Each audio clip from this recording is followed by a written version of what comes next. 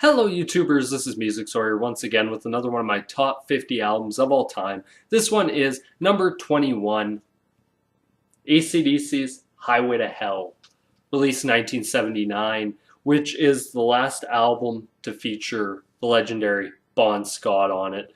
And this album is very well done. In my opinion, AC/DC is one of their best records they ever did.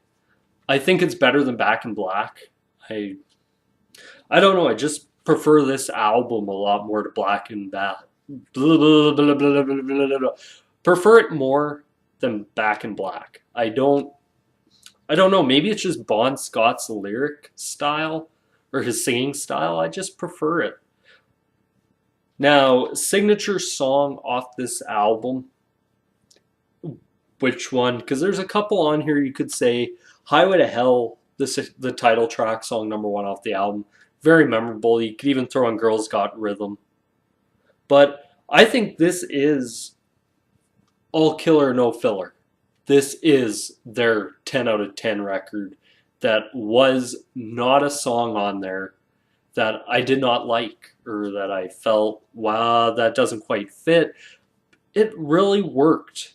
Now, hidden gem off this album, Night Prowler, one of my favorite AC/DC songs that just worked really, really, really well.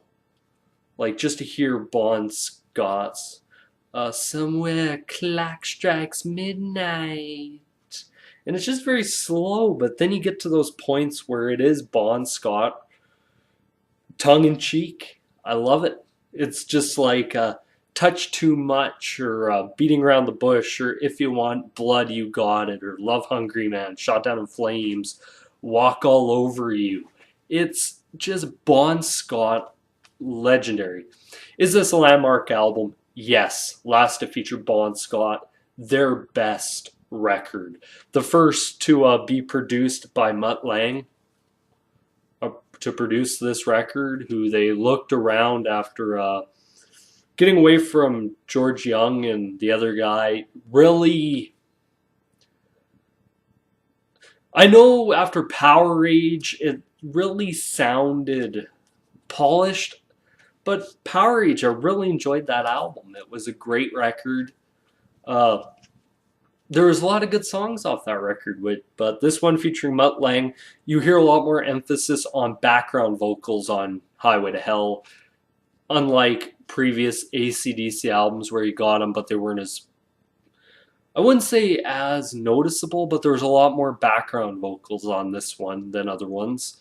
Yeah, musically, the band was tight. Like, this was their phase from, I'd say, Dirty Deeds Done Dirt Cheap all the way to, you could even say, Back in Black, of just album after album after album after album. They were just so tight rhythmically. Like, even when they switched bass players on from after Let There Be Rock, they switched bass players to Cliff Williams, who I think even really helped the band even more. And it worked really well.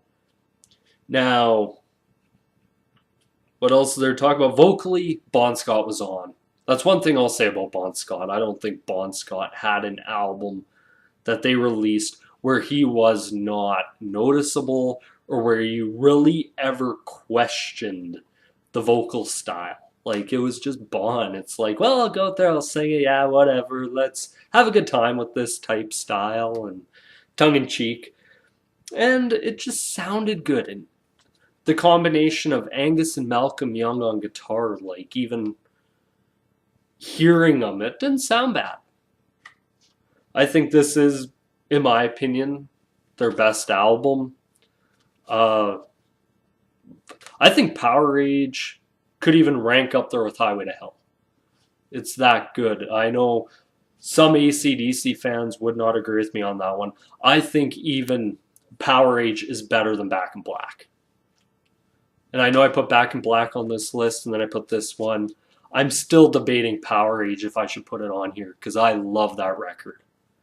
Power Age is the one album that and Dirty Deeds Done Dirt Cheap got me into AC/DC. And the difference is, and I'll say this about Brian Johnson compared to Bon Scott. Bon Scott didn't do all harsh vocals. He did quite a lot of slow blues like vocals, which I'd say AC/DC is more of a blues rock band than a heavy metal band. But that's just my opinion.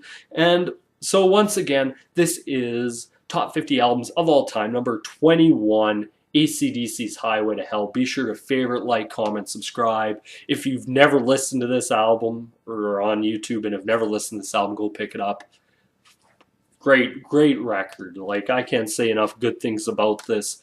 For my next few vids of top 50 guitars or albums of all time, there will be a lot of progressive rock. Just so people here are forewarned, or even classic rock, progressive rock, some heavy metal. I'm still debating grunge because there's an album I'm debating whether or not to put in here. But yeah, so this is Music Store here once again with my top 50 albums of all time. Peace.